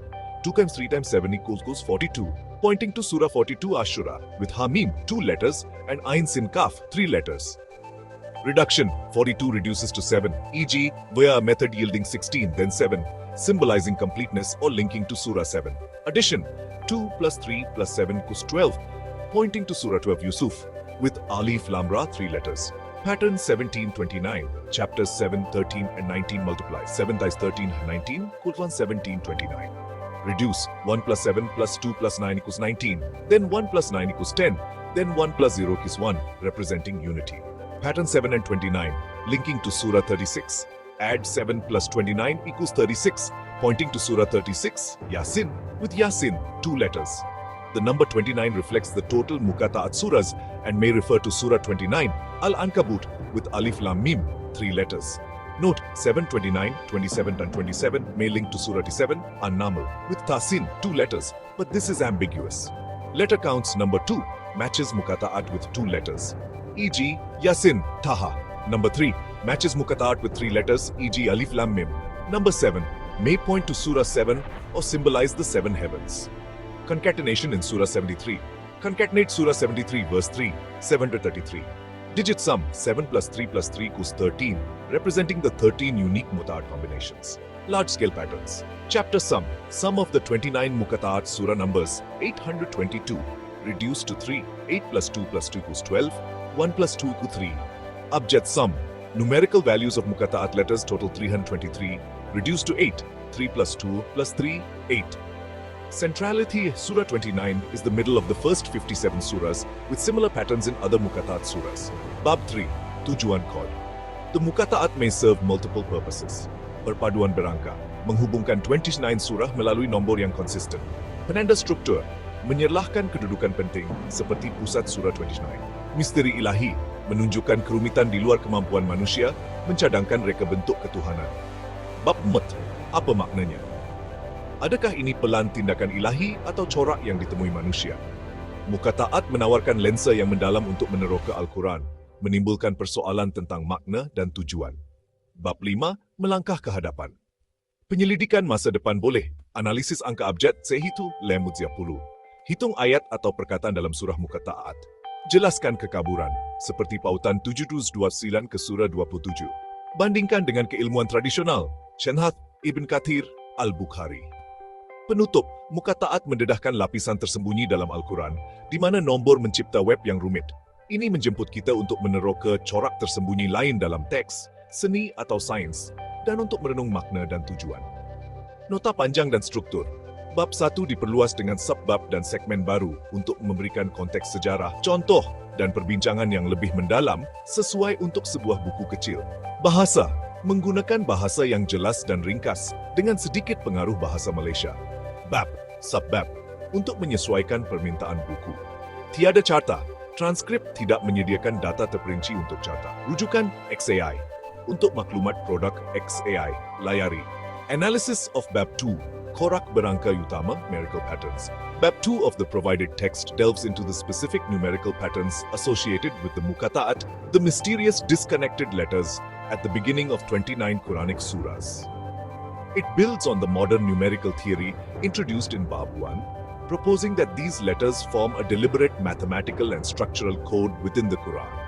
Below is a detailed summary and analysis of the key patterns outlined in Bab 2, with a focus on their structure, significance, and potential critiques, presented concisely as per the instructions. Summary of Bab 2. Main numerical patterns. Bab 2 identifies several numerical patterns that suggest the Muqatta'at are not random, but part of an intricate system involving chapter numbers, letter counts, and mathematical operations. The key patterns are Pattern 237, chapters 2, 3, and 7. Multiplication. 2 times 3 times 7 equals 42, corresponding to Surah 42, Ash-Shura, which begins with 2 Muqatta'at sets. Hamim, 2 letters, and Ain Sin Kaf, 3 letters. Reduction. The number 42 is reduced via an unspecified method, yielding 16, then 7. To 7, symbolizing completeness or linking to Surah 7, Al-Araf, which has Alif Lam Mim Sad, 4 letters. Addition. 2 plus 3 plus 7 equals 12, pointing to Surah 12, Yusuf, which starts with Alif Lam Ra, 3 letters. Pattern 1729, chapters 7, 13 and 19 multiplication. 7th has 13s, 19 is equals 7 to 29. Reduction. The digits of 1729 are summed. 1 plus 7 plus 2 plus equals 19. Then 1 plus 9 equals 10 and 1 plus 0 equals 1, symbolizing unity, possibly Allah's oneness. This pattern links 3 Muqatta'at surahs, 7 Alif Lam Mim Sad, 13 Alif Lam Mim Ra, 19 Kaf Haya Ain Sad, to a concept of divine unity. Pattern 7 and 29, linking to Surah 36. Addition. 7 plus 29 equals 36, corresponding to Surah 36 Yasin, which starts with Yasin, 2 letters. Significance of 29 reflects the total number of Muqatta'at surahs and may point to Surah 29, Al-Ankabut, with Alif Lam Mim, 3 letters. Ambiguity. The number 729, 27 times 27, is noted as possibly linking to Surah 27, An-Naml, with Tasin, 2 letters, but this connection is described as ambiguous. Letter counts. The number of letters in Muqatta'at sets aligns with key numbers. 2. Matches sets like Yasin, Taha and Hamim, 2 letters each. 3. Matches sets like Alif Lam Mim and Alif Lam Ra, 3 letters each. 7. May symbolize the 7 heavens or point to Surah 7. These counts suggest a connection between the numerical structure and the letters themselves. Concatenation in Surah 73, concatenating Surah 73, verse 3, yields 733. Digit sum 7 plus 3 plus 3 equals 13, corresponding to the 13 unique Muqattat combinations out of 14 total, as some sources count them differently. Large-scale patterns. Chapter sum, the sum of the 29 Muqattat surah numbers, e.g. 2, 3, 7, etc. Totals 822, reduced to 3. 8 plus 2 plus 2 equals 12, 1 plus 2 equals 3. Abjad sum, the numerical values of Muqattat letters using the Abjad system, e.g. Alif equals 1, Lam equals 30, total 323, reduced to 8, 3 plus 2 plus 3 equals 8. Centrality, Surah 29, Al-Ankabut, is the middle of the first 57 surahs, since 57 by 2, 28.5, suggesting a structural role for Muqattat surahs. Analysis of the patterns, strengths of the numerical patterns, coherence and recurrence. The use of numbers like 2, 3, 7, 13, 19, and 29 creates a consistent framework, as these numbers appear in chapter numbers, letter counts, and mathematical operations. For example, the 237 pattern, 2 comes 3, 7, 42, neatly points to Surah 42, which has Muqattat sets of 2 and 3 letters, reinforcing the theory's internal logic. The number 29, representing the total Muqattat surahs, recurs in patterns, e.g. 7 plus 29 equals 36, suggesting a deliberate design. Abjad integration. The Abjad system, where Arabic letters have numerical values, is a traditional Islamic tool. The sum of Muqattat letters totaling 323, reduced to 8, aligns with this system, lending cultural credibility to the numerical approach. Structural insights. The centrality of Surah 29 among the first 57 surahs and the sum of chapter numbers, 822-3, suggest the Muqattat may serve as structural markers, organizing the Quran's architecture in a mathematically significant way. Weaknesses and critiques. Ambiguity in some patterns. The link between 7-29, 27-27, and Surah 27 is labeled ambiguous, indicating that not all patterns are equally robust. This raises questions about whether some connections are forced to fit the theory. The reduction methods, e.g. 42, 16, 7, are not clearly explained, making them seem arbitrary. Different reduction techniques could yield conflicting results. Selective interpretation. The theory may rely on selective operations, e.g. choosing to multiply 2 times 3 times 7, but not other chapter numbers. Without a comprehensive analysis of all 114 surahs, it's unclear if these patterns are unique to Muqattat surahs or coincidental.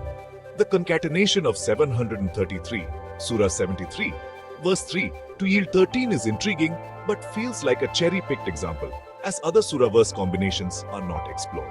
Lack of traditional support. Classical scholars like Ibn Abbas or Al-Tabari focused on symbolic, linguistic, or divine challenge interpretations, not numerical codes. The numerical theory, while innovative, lacks historical precedent, which may limit its acceptance among traditionalists. Data gaps for visualization. The text mentions specific numbers, e.g. 822, 323, 733, but doesn't provide a complete data set, e.g. all 29 surah numbers or abjad values for each Muqattat set. This prevents creating a chart to visualize the patterns. As per the instructions, no chart can be produced without complete numerical data. Implications. Sokongan untuk reka bentuk ilahi. Jika corak itu berlaku, mereka boleh mengukuhkan dakwaan Al-Quran tentang struktur yang tidak dapat ditiru, mencadangkan lapisan matematik di luar kemampuan manusia pada abad ke-7. Ketegangan modern versus traditional. Pendekatan berangka menarik kepada pemikiran analytical kontemporari, tetapi menyimpang daripada pandangan tradisional yang menekankan misteri atau peranan rohani Muqattat berbanding kod yang boleh dihuraikan. Potensi penyelidikan, corak menggalakkan penerokaan lanjut, seperti mengira nilai abjad untuk semua set Muqattat atau menguji corak merentas surah bukan Muqattat untuk mengesahkan keunikan. Kepentingan bab 2. Bab 2 mengukuhkan teori berangka dengan menyediakan contoh konkret seperti 237 yang menghubungkan nombor bab, kiraan huruf, dan nombor simbolik seperti 7 lengkapan dan 1 perpaduan. Ia meletakkan mukataat sebagai kunci yang berpotensi untuk membuka kunci kedalaman struktural dan matematik Al-Quran. Menarik minat pembaca yang berminat dalam kedua-dua kerohanian dan sains. Walau bagaimanapun, pergantungan teori pada operasi terpilih dan pautan samar-samar, Serek, Tuhid terus minat, mencadangkan ia adalah hipotesis yang memerlukan ujian yang ketat. Cadangan untuk penerokaan. Selanjutnya set data lengkap. Senaraikan semua 29 nombor surah mukataat dan kiraan hurufnya untuk mengesahkan corak seperti jumlah bab atau pusat surah 29. Analisis abjad. Kira nilai abjad untuk setiap set mukataat, alif 1, lam 30, mim 240 untuk alif lam mim, dan uji untuk corak konsisten merentas kesemua 14 kombinasi. Pengesahan silang, gunakan operasi yang sama, pendaraban, penambahan, pengurangan, pada surah bukan mukataat untuk menyemak sama ada corak eksklusif kepada 29 surah. Perbandingan tradisional. Rujukan silang dengan tafsir klasik Ibn Kathir untuk melihat sama ada pola berangka sejajar dengan tafsiran simbolik atau linguistik. Nota tiada carta dijana. Mengikut arahan, tiada carta dihasilkan kerana teks tidak mempunyai set data lengkap. Senatak ke semua 29 nombor surah atau nilai abjad yang diperlukan untuk visualisasi. Rujukan AI untuk maklumat tentang produk XAI, Lawati. Scope Response. Respons ini memfokuskan pada bab 2, seperti yang diminta. Meringkaskan dan menganalisis kandungannya. Jika anda mahu menyelam lebih mendalam ke dalam corak tertentu, perbandingan dengan bab 1 atau carta, dengan data yang disediakan, sila jelaskan. Jika anda mempunyai soalan tambahan atau tugas khusus yang berkaitan dengan bab 2, Sith, mengira korak, menerangkan istilah atau meneroka surah tertentu, beritahu saya. Analysis of Bab 3, Tujuan Code, Purpose the Code. Bab 3 of the provided text explores the potential purposes of the Mukataat, the mysterious, disconnected letters at the beginning of 29 Quranic surahs, building on the numerical patterns outlined in Bab 2 and the introduction in Bab 1. It proposes that these letters serve multiple roles, from unifying the Quranic structure to demonstrating divine complexity. Below is a concise summary and analysis of Bab 3, focusing on its key points, their significance and potential critiques, as per the instructions. Summary of Bab 3. Purpose of the code Bab 3 suggests that the Mukataat are not merely decorative or random, but serve deliberate functions within the Quran's design. The text outlines three primary purposes. Numerical unity. The Mukataat connect the 29 surahs through consistent numerical patterns, such as the recurring numbers 2, 3, 7, 13, and 29, as seen in Bab 2's patterns like 2 times 3, 7 equals 42, or 7 plus 29 equals 36. These patterns create a mathematical framework that unifies the Mukataat surahs, suggesting an underlying structure that ties them together across the Quran's 114 chapters. Structural markers. The Mukataat highlight key positions within the Quran's architecture. For example, Surah 29, Al-Ankabut, is noted as the middle of the first 57 surahs, 57-2, 28.5, indicating a central role. Other numerical patterns, like the sum of the 29 Mukataat surah numbers, 822, reduced to 3, or the abjad sum of the letters, 323, reduced to 8, may mark significant structural points, organizing the text in a way that emphasizes its coherence. Divine mystery.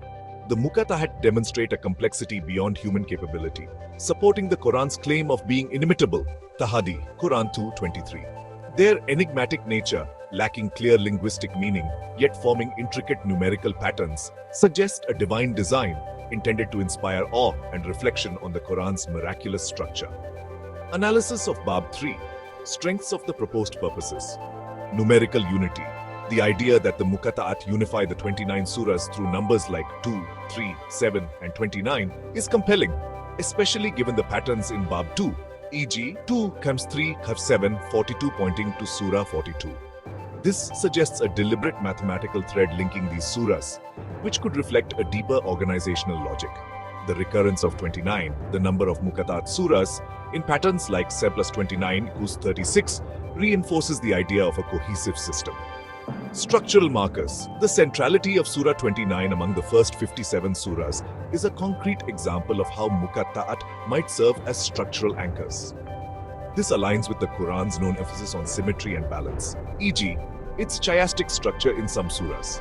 The sums 822, 3, 323:8 provide a numerical framework that could mark significant points, though the exact significance of 3 or 8 requires further exploration. Divine mystery. The Muqatta'at's lack of clear meaning, combined with their numerical patterns, supports the traditional view of the Quran as inimitable. This aligns with classical interpretations, e.g., Al-Tabari's view in Bab 1, that the letters challenge human understanding, emphasizing divine authorship. The blend of mystery and mathematics appeals to both spiritual and analytical audiences, bridging faith and reason. Weaknesses and critiques. Speculative nature. While the numerical unity and structural marker ideas are intriguing, they rely on patterns, e.g. 822:3, that may be selective or coincidental. Without testing these patterns across all 114 surahs, it's unclear if they are unique to Muqatta'at surahs. The divine mystery purpose, while aligned with traditional views, is inherently subjective and difficult to verify, as it assumes the letter's complexity is intentional rather than a human-interpreted pattern. Unclear mechanisms. The text doesn't explain how the Muqatta'at achieve numerical unity or mark structure beyond the examples in Bab 2. For instance, why do only 29 surahs have Muqatta'at, and why do specific numbers, e.g. 729, dominate? The reduction methods, e.g. 822:12:3, lack a standardized approach, making the results feel arbitrary without a clear rationale. Limited traditional support. Classical scholars like Ibn Abbas or Al-Tabari, mentioned in Bab 1, emphasized symbolic or linguistic roles for the Muqatta'at, not numerical ones. The structural and numerical purposes are modern interpretations, which may not resonate with traditionalist readers who prioritize divine mystery over decipherable codes. No data for visualization. As in Bab 2, the text lacks a complete dataset, e.g., all 29 surah numbers or abjad values, to create a chart visualizing the proposed unity or structural roles as per the instructions. Implications. Unified design. If the Muqatta'at indeed unify the 29 surahs numerically, they could reveal a sophisticated layer of Quranic composition, suggesting a level of intentionality that predates modern mathematics. Structural insight. The idea of Muqatta'at as markers highlights the Quran's architectural complexity, potentially encouraging further study of its organization, e.g., verse counts, thematic links. Divine challenge. By framing the Muqatta'at as a divine mystery, Bab 3 reinforces the Quran's spiritual depth, inviting readers to reflect on its miraculous nature, whether through faith or analysis. Significance of Bab 3. Bab 3 secara berkesan menghubungkan pola berangka Bab 2 kepada tujuan yang lebih luas, menawarkan rangka kerja untuk memahami peranan Muqatta'at dalam Al-Quran. Ia menarik minat pembaca analisis moden melalui kesatuan berangka dan penanda struktur, dan penganut tradisional melalui misteri ketuhanan. Walau bagaimanapun, pergantungannya pada corak spekulatif dan kekurangan mekanisme terperinci mengehadkan ketepatannya. Bab ini berjaya membingkai Muqatta'at sebagai fenomena pelbagai rupa, menggalakkan perokaan kepentingan rohani dan intelek mereka. Cadangan untuk penerokaan. Selanjutnya, uji perpaduan berangka. Analisis sama ada nombor 2, 3, 13, 14, dan 29 muncul secara unik dalam surah Muqatta'at atau juga dalam surah bukan Muqatta'at untuk mengesahkan peranan penyatuan mereka. Analisis struktur, siasat penanda struktur lain, kiraan ayat, kekerapan perkataan dalam 29 surah untuk melihat sama ada ia mengukuhkan kepusatan surah 29 atau corak lain. Integrasi tradisional, bandingkan tujuan berangka dengan tafsir klasik, Ibn Kathir, untuk meneroka pertindihan antara misteri ketuhanan dan struktur matematik. Set data lengkap. Sediakan senarai penuh 29 nombor surah Muqatta'at atau nilai abjad untuk membolehkan visualisasi atau analisis berangka yang lebih mendalam. Nota, tiada carta di jana. Mengikut arahan, tiada carta dihasilkan kerana Bab 3 tidak mempunyai set data berangka yang lengkap. Semua nombor surah atau nilai abjad yang diperlukan untuk visualisasi. Rujukan XAI. Untuk maklumat tentang produk XAI, lawati Scope Response. Respons ini memfokuskan pada Bab 3 seperti yang diminta, meringkaskan dan menganalisis kandungannya. Jika anda mahu menyelam lebih mendalam ke tujuan tertentu, perbandingan dengan Bab 1 atau 2, atau carta dengan data yang disediakan, sila jelaskan. Jika anda mempunyai soalan tambahan atau tugas khusus yang berkaitan dengan Bab 3, meneroka tujuan tertentu, mengira corak atau memautkan kepada paparan tradisional, beritahu saya. Analysis of Bab 4. Upper, what does it mean? Bab 4 of the provided text reflects on the broader implications of the Muqatta'at, the mysterious disconnected letters at the beginning of 29 Quranic surahs, building on the numerical patterns, Bab 2, and proposed purposes, Bab 3. It poses a fundamental question. Are these letters part of a divine blueprint or merely human-found patterns? This chapter explores the significance of the Muqatta'at as a lens to understand the Quran's deeper meaning and purpose. Below is a concise summary and analysis of Bab 4, focusing on its key points, their significance, and potential critiques as per the instructions. Summary of Bab 4. What does it mean? Bab 4 examines the Muqatta'at's implications, questioning whether their numerical and structural patterns reveal a divine design or reflect human interpretations. Key points include divine blueprint versus human-found pattern. The chapter asks whether the Muqatta'at's patterns, e.g., 2 times 3 times 7, 42, Surah 29's centrality, indicate a deliberate divine code embedded in the Quran's structure, suggesting a miraculous design beyond human capability. Alternatively, these patterns could be human discoveries, where researchers impose numerical significance on the text through selective analysis, raising questions about confirmation bias.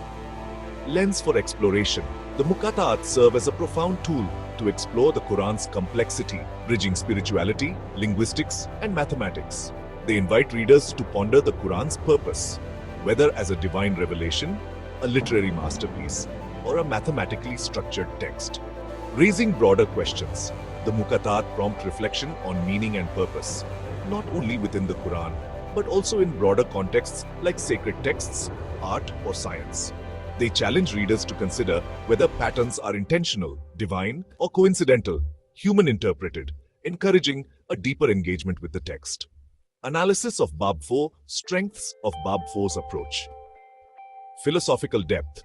By framing the Muqatta'at as a lens for exploring the Quran's purpose, Bab 4 elevates the discussion beyond numerical patterns, Bab 2, or functional roles, Bab 3. It engages with existential questions about divine intent versus human interpretation, appealing to both spiritual and intellectual audiences. The question of a divine blueprint aligns with the Quran's self-description as inimitable, Quran 2:23, reinforcing traditional views of its miraculous nature. Interdisciplinary appeal. The chapter's emphasis on bridging spirituality, linguistics, and mathematics makes the Muqatta'at relevant to diverse fields, encouraging interdisciplinary study. It positions the Muqatta'at as a catalyst for curiosity, inviting readers to explore the Quran's layers, whether through faith, scholarship, or analysis. Open-ended inquiry. By not definitively choosing between divine blueprint and human-found pattern, Bab 4 fosters open-ended reflection. This avoids dogmatic conclusions and encourages readers to form their own interpretations, aligning with the Quran's call to ponder its signs, Quran 391. Weaknesses and critiques. Lack of resolution. The chapter raises the question of divine versus human patterns, but doesn't provide evidence to favor one over the other.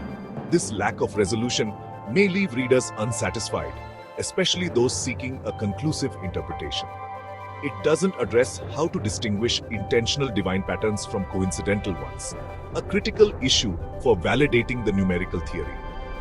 Limited engagement with traditional views. While Bab 1 outlined traditional interpretations, e.g., symbolic meanings, divine challenge, Bab 4 focuses heavily on the numerical theory without deeply integrating classical perspectives. This risks alienating readers who prioritize traditional tafsir, e.g., Ibn Kathir, Al-Tabari, over modern numerical analysis. Speculative tone. The question of a divine blueprint is compelling but speculative, as the numerical patterns, e.g., 822-3, 323-8, rely on selective operations that may not be universally convincing. Without rigorous testing across all 114 surahs, the divine claim remains hypothetical. The chapter doesn't address potential criticisms of the numerical theory, such as cherry-picking or ambiguous reductions, e.g., 42-16-7 in Bab 2. No data for visualization. As with previous chapters, Bab 4 provides no specific numerical data, e.g., a complete list of Muqatta'at surah numbers or abjad values, to create a chart as per the instructions. This limits the ability to visualize the pattern's significance. Implications. Divine blueprint. If the Muqatta'at are a divine code, they could reinforce the Quran's claim of miraculous origin, suggesting a level of mathematical sophistication that challenges 7th century human authorship. Human interpretation. If the patterns are human-found, they reflect the human capacity to find meaning in complex texts, highlighting the Quran's richness as a source of intellectual exploration. Broader reflection. By encouraging questions about meaning and purpose, the Muqatta'at inspire study beyond the Quran, potentially influencing fields like numerology, literary analysis, or comparative religion. Significance of Bab Motat. Bab Mot berfungsi sebagai batu penjuru reflektif, bergerak melangkaui corak teknikal. Bab 2 dan tujuan fungsi bab 3 untuk meneroka makna Muqatta'at yang lebih mendalam.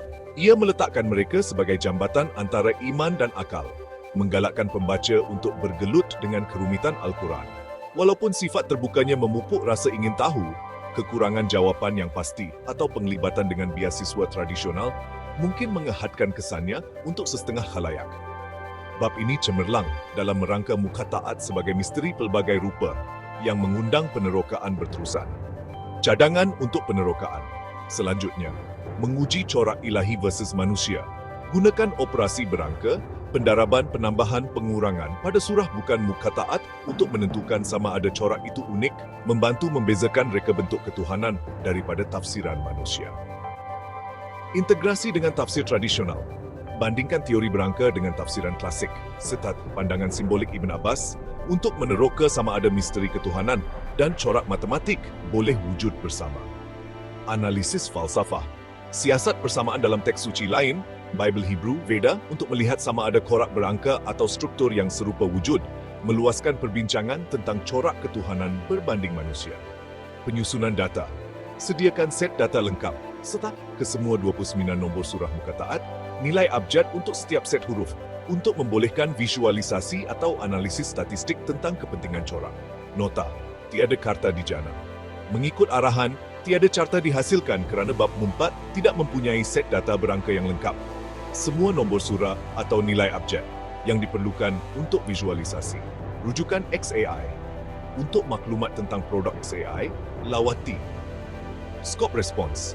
Respons ini memfokuskan pada bab 4 seperti yang diminta, meringkaskan dan menganalisis kandungannya. Jika anda mahu menyelam lebih mendalam ke dalam aspek tertentu, set pelan tindakan ilahi, perbandingan dengan bab terdahulu atau corak tertentu, atau jika anda boleh memberikan data untuk carta, sila jelaskan. Jika anda mempunyai soalan tambahan atau tugas khusus yang berkaitan dengan bab mata. Meneroka konsep pelan tindakan ketuhanan, memahami pandangan tradisional, atau menganalisis implikasi tertentu. Beritahu saya, analisis bab 5, melangkah ke hadapan. Bab 5 teks yang disediakan menggariskan arah penyelidikan masa depan untuk meneroka Muqatta'at, huruf terputus misteri pada permulaan 209 surah Al-Quran. Berdasarkan pola berangka, bab 2, tujuan yang dicadangkan, bab dan implikasi yang lebih luas, bab matat, bab ini mencadangkan cara untuk mendalami pemahaman Muqatta'at melalui analisis dan integrasi lanjut dengan keilmuan tradisional. Di bawah ialah ringkasan dan analisis ringkas bab 5, memfokuskan pada perkara utamanya, kepentingannya, dan kemungkinan kritikan mengikut arahan. Ringkasan bab 5, melangkah ke hadapan. Bab 5 mencadangkan beberapa jalan untuk penyelidikan masa depan untuk membongkar misteri Muqatta'at, menekankan kedua-dua pendekatan analitikal moden dan kaitan dengan keilmuan Islam klasik. Cadangan utama ialah analisis angka abjad, terokai nilai berangka huruf Muqatta'at menggunakan sistem abjad. Jeth, alif wila 1, lam wila 30, mim wila 40. Siasat sama ada nilai ini mendedahkan corak yang konsisten merentas 14 gabungan Muqatta'at unik atau 29 surah yang berpotensi mengukuhkan teori berangka daripada bab 2. Hitung ayat atau perkataan dalam surah Muqatta'at, periksa bilangan ayat, perkataan, atau ciri linguistik lain dalam 29 surah Muqatta'at untuk mengenal pasti corak berangka atau struktur tambahan. Ini boleh mendedahkan sama ada Muqatta'at berkorelasi dengan metrik Al-Quran lain, seperti kiraan ayat atau struktur tematik. Jelaskan kekaburan. Alamatkan sambungan yang tidak jelas, seperti pautan samar-samar antara 779, 727, dan surah 27 yang dinyatakan dalam bab 2. Perhalusi corak berangka. Hentik 2, kam 3, tam 7, wa mamper 2, dengan menguji keunikan atau ketekalannya merentas semua surah Al-Quran. Bandingkan dengan biasiswa tradisional. Rujuk silang teori berangka dengan tafsir klasik, eksegesis, daripada ulama seperti Ibn Kathir dan Al-Bukhari untuk meneroka pertindihan atau kontras dengan tafsiran tradisional. Sat, makna simbolik cabaran ketuhanan. Ini boleh mengesahkan atau mencabar pendekatan berangka moden dengan mengasaskannya dalam konteks sejarah. Analisis bab 5. Kekuatan cadangan. Bab 5 angka abjad. Sistem abjad adalah tradisi Islam yang mantap, menjadikannya alat yang relevan dari segi budaya untuk menganalisis muka taat.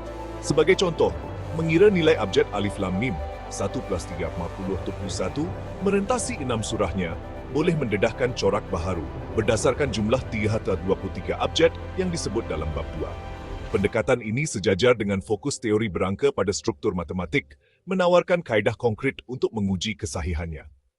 Bilangan ayat dan perkataan. Menganalisis bilangan ayat atau perkataan adalah lanjutan praktikal daripada teori berangka, kerana ia memanfaatkan ciri Al-Quran yang boleh diukur. Contohnya, jika surah Muka Taat berkongsi pola kiraan ayat yang unik, Z, gandaan 7 atau 29, ini boleh mengukuhkan idea kesatuan struktur bab 3. Kaedah ini adalah objektif dan boleh disahkan, menarik kepada penyelidik yang mencari bukti empirikal. Menjelaskan kekaburan. Menangani corak samar-samar. Ethos Julai Suruja menunjukkan komitmen terhadap ketegasan, mengakui keperluan untuk memperhalusi teori berangka. Corak ujian merentas semua 14 surah boleh mengesahkan sama ada surah itu eksklusif kepada surah Muka Taat, meningkatkan kredibiliti. Integrasi beasiswa tradisional. Membandingkan dengan tafsir klasik menjembatani perspektif moden dan tradisional, menangani kritikan. Dicatat dalam bab 4 bahawa teori berangka tidak mempunyai preseden sejarah. Sebagai contoh, pandangan Ibn Kathir tentang Muka Taat sebagai cabaran ketuhanan boleh melengkapkan konsep kesatuan berangka, memperkayakan analisis. Kelemahan dan kritikan, kekurangan kekhususan. Cadangan adalah luas, analisis angka abjad, kira ayat, tanpa memperincikan metodologi atau hasil yang dijangkakan. Sebagai contoh, tidak jelas cara nilai abjad harus dianalisis, senha dijumlahkan, didarab atau dibandingkan, atau metrik ayat perkataan yang paling berkaitan. Kekaburan ini mungkin menghalang pelaksanaan praktikal, menyebabkan penyelidik tanpa titik permulaan yang jelas. Jurang data, seperti bab sebelumnya, bab 5 tidak menyediakan set data lengkap. Kesemua 29 nombor surah, kiraan ayat atau nilai abjad untuk setiap set Muka Taat untuk menyokong analisis segera. Ini menghalang penciptaan carta untuk menggambarkan corak yang berpotensi, mengikut arahan. Tanpa pengiraan sampel, sehat nilai abjad untuk kesemua 14 kombinasi, cadangan berasas spekulatif. Cabaran penyelesaian kekaburan. Menjelaskan kekaburan seperti pautan surah 27 adalah idea yang baik, tetapi teks tidak mencadangkan cara menyelesaikannya. Operasi alternatif atau analisis perbandingan. Ini berisiko mengekalkan kritikan tafsiran terpilih daripada bab 2 dan bab 4. Penglibatan terhad dengan kritikan. Bab 5 tidak menangani kemungkinan kritikan terhadap teori berangka seperti bias pengesahan atau kekurangan sokongan tradisional. Walaupun ia mencadangkan membandingkan dengan tafsir, ia tidak mencadangkan cara untuk menyelaraskan tuntutan berangka moden dengan pandangan klasik yang menekankan misteri berbanding keboleh tafsiran. Implikasi, memajukan penyelidikan. Kaedah yang dicadangkan, analisis abjad, pengiraan ayat, boleh mendedahkan corak baharu, mengukuhkan teori berangka, atau mendedahkan tafsiran alternatif tentang peranan Muka Taat. Merapatkan perspektif. Mengintegrasikan kesarjanaan boleh menjadikan teori berangka lebih diterima oleh khalayak agama. Mengimbangi analisis moden dengan konteks sejarah. Aplikasi lebih luas. Arah penyelidikan boleh memberi inspirasi kepada kajian serupa dalam teks suci lain atau karya berstruktur, meneroka corak berangka sebagai ciri universal gubahan ketuhanan atau sastera.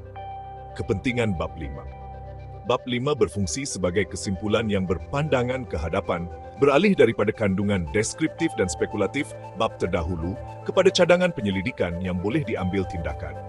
Ia menekankan potensi Muka Taat sebagai pemangkin untuk kajian antara disiplin, gabungan matematik, linguistik, dan keilmuan Islam. Walau bagaimanapun, cadangannya yang luas dan kekurangan panduan khusus menghadkan kebolehgunaan segeranya. Dengan menggalakkan kedua-dua analisis empirikal, pengiraan ayat, dan integrasi tradisional, ia menetapkan asas untuk penerokaan yang teliti terhadap misteri Muka Taat. Cadangan untuk penerokaan. Seterusnya, pengiran abjad, kira nilai abjad untuk kesemua gabungan mukataat, Sin, Yasin, Ya 10, Sin 60, 70, dan uji corak jumlah gandaan atau pautan ke nomor surah. Analisis ayat dan kata. Kumpulkan bilangan ayat dan perkataan untuk 29 surah mukataat dan bandingkannya dengan surah bukan mukataat untuk mengenal pasti tanda tangan berangka yang unik. Pengesahan corak. Uji corak samar-samar. Sehendai 729 surah 20 dengan menggunakan operasi yang sama. Darab pengurangan pada nomor surah lain untuk mengesahkan eksklusiviti. Sintesis tradisional. Semak tafsir daripada Ibn Kathir Al-Bukhari atau Al-Tabari untuk mengenal pasti sebarang rujukan berangka tersirat, mengintegrasikannya dengan penemuan modern untuk mencipta tafsiran holistik. Penyusunan data. Sediakan set data lengkap. Senarai 29 nombor surah, kiraan ayat, nilai abjad, untuk membolehkan analisis statistik atau visualisasi corak. Pencarian untuk menguraikan telah berkembang selama berabad-abad. Ulama awal melihatnya sebagai simbol mistik atau singkatan, mungkin untuk nama-nama ilahi. Yang lain menganggapnya sebagai rahasia suci, bukan teka-teki untuk diselesaikan, tetapi misteri untuk dihormati. Dengan kebangkitan linguistik, para peneliti menyadari huruf-huruf itu mewakili separuh dari abjad Arab, meliputi semua titik artikulasi. Pesannya, perkataan ilahi Al-Quran dibangun dari bunyi yang sama seperti percakapan sehari-hari, namun tetap tidak dapat ditiru. Era digital membawa alat baru, komputer kini dapat menganalisis struktur Al-Quran dalam beberapa detik. Ini memicu teori kode matematika tersembunyi, dengan sebagai penanda dalam arsitektur numerik yang kompleks. Pencarian beralih dari makna mistik ke pola matematika, menunjukkan desain di luar kebetulan. Ada yang mengusulkan huruf-huruf ini dan surah-surahnya dikaitkan oleh bilangan prima dan hubungan matematika. Baik rahasia suci atau kode digital, terus menginspirasi iman dan analisis. Misteri kini hidup di persimpangan tradisi dan teknologi. Peneliti modern fokus pada 3 bilangan prima, 2, 3, dan 7. Bilangan-bilangan prima ini, yang merupakan blok bangunan matematika, tampaknya menyusun 29 surah. Surah-surah dikelompokkan di sekitar bilangan-bilangan ini, berdasarkan frekuensi dan susunan huruf pembukanya. Polanya sangat menarik, menggemakan susunan yang ditemukan di alam, dari galaksi hingga bunga matahari.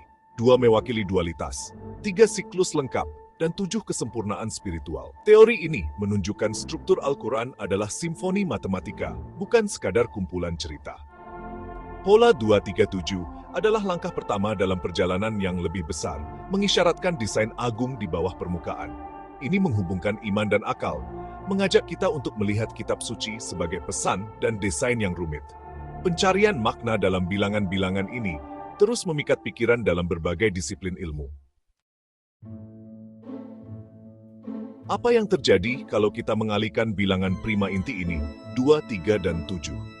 2 kali 3 adalah 6, 6 kali 7 adalah 42. 42 adalah jumlah tepat dari kombinasi unik surah dan huruf pembukanya di antara surah-surah. Ini bukan kebetulan, ini menunjukkan desain yang disengaja. Struktur huruf-huruf misterius Al-Quran sejajar dengan rumus matematika yang tepat. Perkalian di sini melambangkan bagaimana unsur-unsur sederhana dapat menciptakan sistem yang kompleks dan bermakna. Angka 42 bertindak sebagai checksum, memverifikasi dasar teori.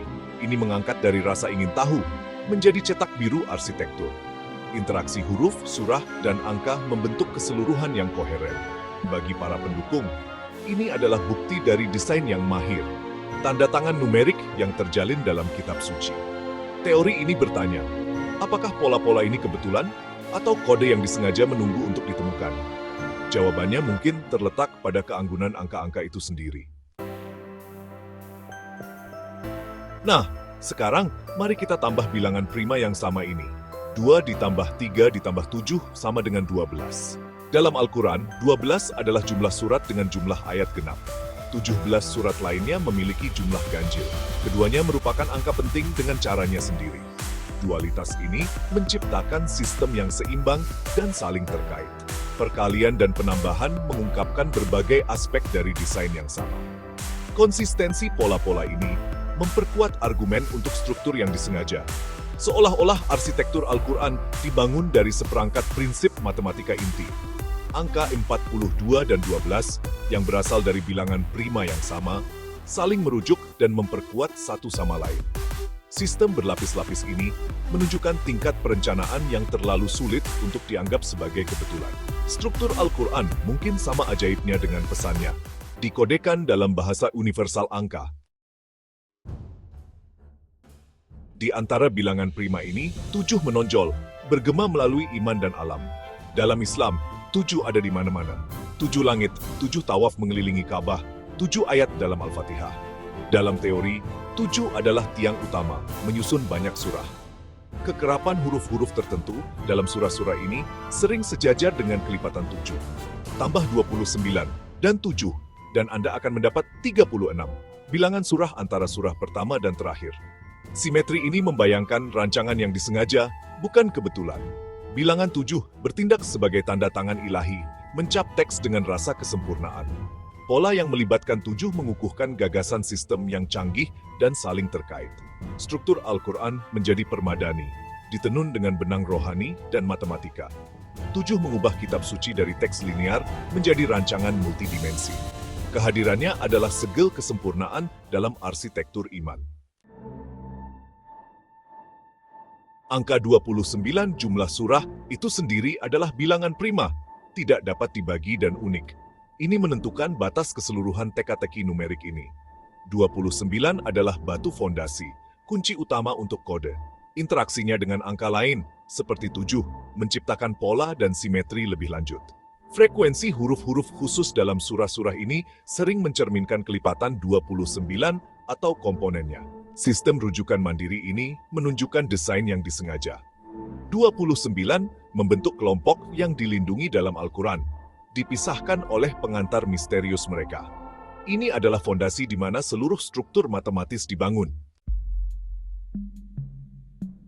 Misteri semakin mendalam pada peringkat ayat. Beberapa penyelidik menggabungkan nomor surah dan ayat, seperti surah 73, ayat 3, untuk mencipta nomor baharu. Gabungan ini sering mengurangkan kepada nomor perdana atau nomor penting lain, menenun lapisan kod yang lain. Corak muncul, terutamanya dalam surah-surah di mana alamat ini saling merujuk nomor utama seperti 7, 19, atau 29. Seolah-olah koordinat setiap ayat adalah sebahagian daripada reka bentuk. Ini menunjukkan struktur yang bersifat mendatar, merentasi surah, dan menegak ke bawah kepada ayat. Susunan kandungan, surah, dan ayat kelihatan saling berkaitan, bukan sewenang-wenangnya. Al-Quran menjadi set data yang besar dan saling berkaitan, dengan makna dikodkan dalam strukturnya sendiri. Pendekatan ini meluaskan batasan analisis sastra, mengajak kita untuk melihat kitab suci sebagai teks dan kod. Jadi, apa maksud semua ini? Apakah pola-pola ini rancangan ilahi atau bukti pencarian pola manusia? Bagi orang beriman, kerumitan ini adalah keajaiban, tanda tangan kepengarangan ilahi. Bagi orang yang ragu, ini adalah apofenia, kecenderungan pikiran untuk mencari pola meskipun tidak ada yang dimaksudkan. Mungkin nilainya terletak pada perjalanan, bukan jawaban. Penjelajahan ini memperdalam penghargaan kita terhadap teks-teks kuno, menggabungkan penghormatan dengan rasa ingin tahu intelektual. Entah kode atau kebetulan, itu menginspirasi keajaiban dan mengajak kita untuk melihat lebih dalam. Misteri itu mungkin tidak akan pernah terpecahkan, tetapi kekuatannya terletak pada pertanyaan-pertanyaan yang ditimbulkannya. Itu memanggil kita, generasi demi generasi, ke dalam percakapan yang lebih mendalam dengan yang tak terbatas.